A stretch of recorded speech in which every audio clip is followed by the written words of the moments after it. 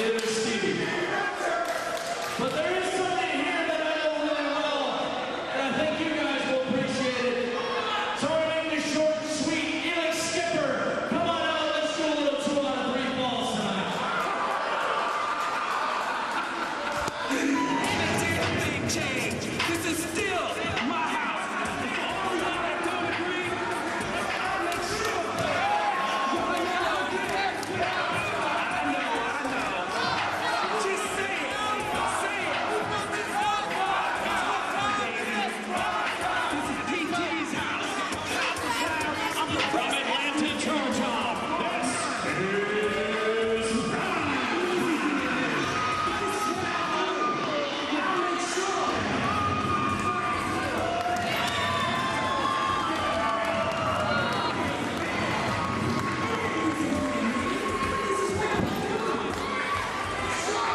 Sean, we are getting set for 2 out of 3 falls to determine the new #1 contender to the Cyberspace Heavyweight Championship. It's not the 2 men we thought would be competing here tonight, but it's certainly 2 men who are worthy, both worthy of being considered for that spot. Well, both men have had NWA Cyberspace Championship opportunities in the past. So they both want another shot at it. The winner of this 2 out of 3 falls matchup will get that shot. Elix Skipper finally breaking free of the XXX tag team. Wait. Finally breaking free? How about the fact that Christopher Daniels just tossed him away to the ringside? He realized he was the weak link of the team. If it wasn't for him, they would be the tag team champions right now. Your opinion notwithstanding, as it usually is, Skipper's the end of his championship tag team may have signaled the beginning of his new singles career renaissance. Please, if you allow me to interrupt you again like I'm going to, if it wasn't for him, XXX could have had the NWA Cyberspace Heavyweight Championship. But once again, Elix Skipper dropped the ball. You are really drinking the old Christopher Daniels Kool-Aid, huh? You believe every word he preaches, do you? He doesn't lie. Didn't he tell you you were looking pretty good the other day? He sure did. Oh, then of course he lies. Oh, no. You kidding me? Look at me in my $2,000 suit. Your $2 shirt. What are you wearing?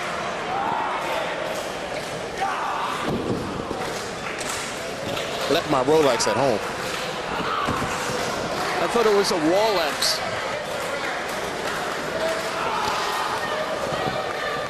Do you mind? We have a 2 out of 3 falls match going on right now. Yes, I noticed that. Thank you very much. Hammerlock, both men back to their feet, and Skipper using some leverage to move Shane a few feet to the ropes to break the hold.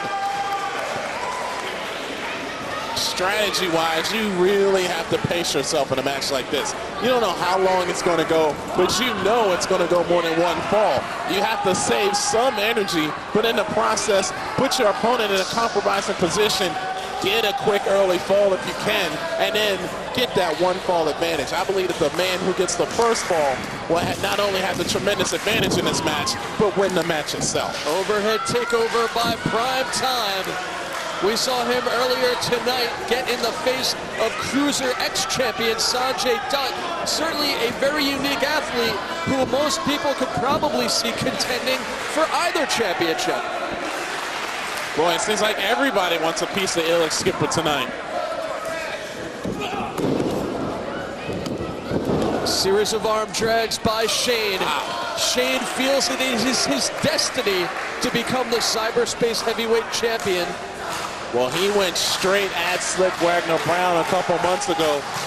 Came very close to walking out as the new Cyberspace champion. He wins here tonight, he'll get another opportunity. Absolutely no personal issues between these two. Very little interaction. Very few times that these two have even met each other heads up one-on-one in their careers. Just mutual respect as Shane rolls to the outside. Well, Michael Shane came out here. He said he did not want to win this match by forfeit. Remember, this was supposed to be 2 out of 3 falls, Michael Shane versus Matt Stryker. Stryker felt that he shouldn't be here, he doesn't have to be here. Michael Shane didn't want the match by forfeit. He challenged Elix Skipper, and the winner will get that shot. And let's face facts, there's a lot of whispering going around that Matt Stryker decided not to be here, partially because he felt he might get embarrassed in a 2 out of 3 falls match. He felt he might be outclassed by Michael Shane. That's what I hear, anyway. I'm surprised you were able to hear anything with all that dirt in your ear. Arm drag by Shane, using his quickness. You ever heard of a Q-tip? The guy from A Tribe Called Quest? Oh. What do you know about A Tribe Called Quest? You never heard of the Bonita Applebum? Oh.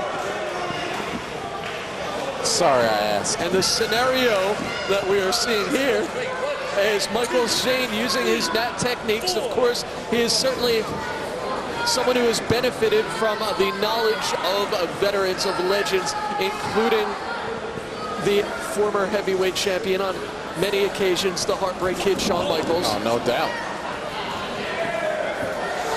But no help here. Michael Shane has to do it on his own. Even Tracy Brooks, who normally accompanies him to ringside, unable to do so because she's preparing for her match coming up in just a little bit.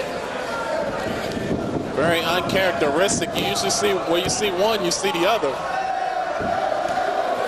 Both of these men would like to start an award tour of their own, and they can certainly get it done here.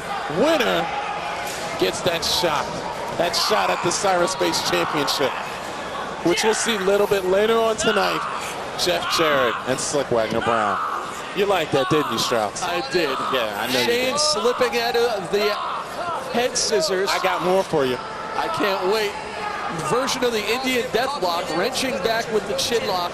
Michael Shane showing off the mat skills that we don't often see from him. They're really slowing it down, feeling each other out, and you know from the history of both of these men, they can certainly go a long, long time. Oh, definitely. Both men very, very good at mat wrestling, as well as aerial if they need to. Big right hand now by Michael Shane. And let's face it, both men no strangers to bending the rules just a little bit. Absolutely not. So much on the line. Oh. And a big boot to the face of Skipper is Shane. Does Shane. And a crossbody. Wow. Only a 2. There's that matrix as he bridges right out of it. Prime time. Just amazing. Beyond description. And again. Unleashing that reverse roundhouse, and it connects. Unreal. Michael Shane had no clue that was coming. 2 and so close. And like I said, Strauss, that first fall is so important. You get that 1-0 advantage in a best-of-3 series. Forces the other guy to fight extra hard to try just to even tie it, let alone try to beat him. They are fighting for a potential shot at the heavyweight championship, and let's not forget about the main event of main events coming up later tonight. It's title versus title, Cyberspace champion versus NWA TNA World Heavyweight Champion. I just said that, idiot. Did you? You don't ever listen to what I have to say. Connected with the flying forearm. Well, where did you learn that from? Only a 2 count for Shane. I would say he learned it from Tito Santana, but I think there's a more likely suspect.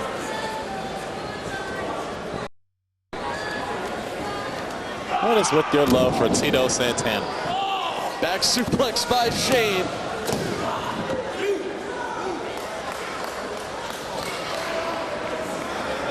We see a figure 4 later, we're gonna have some problems. Nice front face lock there by Michael Shane. Cameraman taking you right in there. Look at where it is. Referee might want to check and see if that's a choke, Strauss. You alluded to it before. Michael Shane certainly has shown in the past not to be above such things. And at this point, I wouldn't blame you. I wouldn't blame him. I blame you for everything, but I wouldn't blame him. It's not my fault. Counter of the whip, boot to the midsection by Skipper, looking for the play of the day. Oh, he can't. Oh, and he got it. Shane tried to block it. 2, and 3. He got him. I don't believe it. Michael Shane felt it coming, but he couldn't do a thing about it. 30 seconds. Wow, first fall goes to Elix Skipper.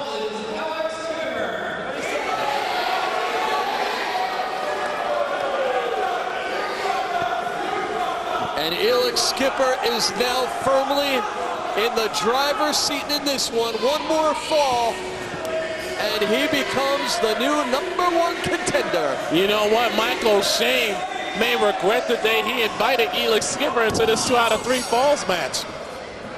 Well, Because now he is behind 1-0. yeah, but I'll tell you what, Sean Cradle, Michael Shane says he should be the champion. He says he's the best. He should be able to beat anybody. He needs to prove it here, and he's going to have one heck of a time doing it at this stage of the game. Well, Michael Shane to advance, he's got to win 2 straight falls. And I don't know too many men that has beaten Elix Skipper 2 consecutive falls. Skipper using that cravat to weaken the neck of Michael Shane, which probably already sustained some damage from the play of the day. Shane fighting out, scoop slam, but no. He's holding on. What tenaciousness by Prime Time. And Shane's got to be careful, make sure that that left shoulder doesn't get on the mat. Sometimes you fall asleep out there, and that could cost you a pin. And in this case, the final pin for him. Oh, what a knee lift. There's a forearm, these blows to the head inadvertently, or should say indirectly impacting the neck, but that impacted the whole damn body of Elix Skipper. Yes, it did. And this will give Michael Shane the time that he needs to regroup.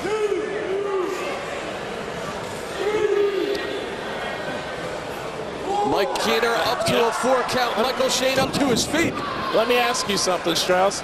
What would have happened if he reached the count of 10? I don't know. That would have to be a ruling that Mike Keener would have to make. I don't know. But I can't believe that either of these men would stay down for a count of 10 with so much on the line. And Michael Shane taking it out to the floor now. He's very dangerous in this environment.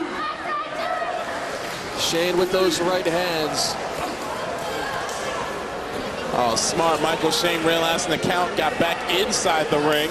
Actually, if he can win the match by count out, if he wanted to. Oh, he doesn't want to. Michael Shane on the run. Oh! And Elix beats him with the forearm to the head. All that momentum running right into the hard forearm of Skipper. That could be a knockout blow. Skipper springboard into the splash. Oh, 2 straight falls. Oh. Elix Skipper less than a second away from taking this match. Boy, it might be time for Michael Shane to resort to some cheating. Oh, look at that clubbing blow. Is that clubbing or clubbering? I think it's clubbing, unless you're from Texas. If Shane landing on his feet, good balance, but snapmare down by Prime Time. Oh. What a hard shot. Kick to the back. That'll make me stay down. And Prime Time certainly has his fans. Well, he believes this is his house. He beats Michael Shane 2 falls in a row. It is his house. He stands on that top rope. Drop kick. More than halfway across the ring diagonally. Lucky for him, he rolled in. Wait a second. Holy. Oh. Sanjay ducked from behind with his Cruiser X Championship. 10 pounds of gold to the back of Elix Skipper's head. That son of...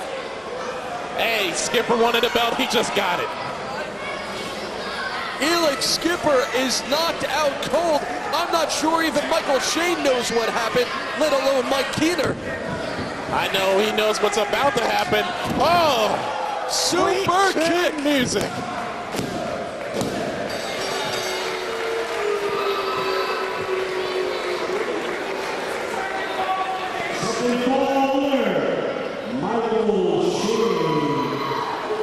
They are tied at 1 fall apiece, but it certainly didn't happen the way that many of us would have liked to have seen it happen. Why not? Elix Skipper came out here and attacked the Cruiser X champion earlier.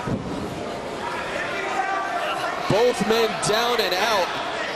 Shane is taking such a beating. Skipper Oh, down no. still. He's knocked for a loop from the super kick and the belt. Wait, man, look who's back.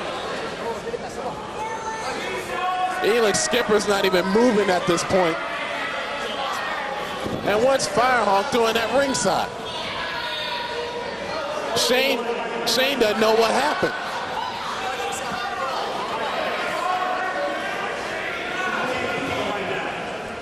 What?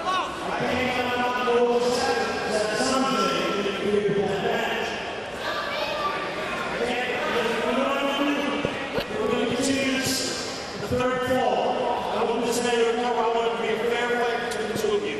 So let him recover. And we'll bring back out here in a little bit with the third fall. Wait a minute, what? Firehawk with a snap decision, and I think it's a good one, Sean. How is it a good decision?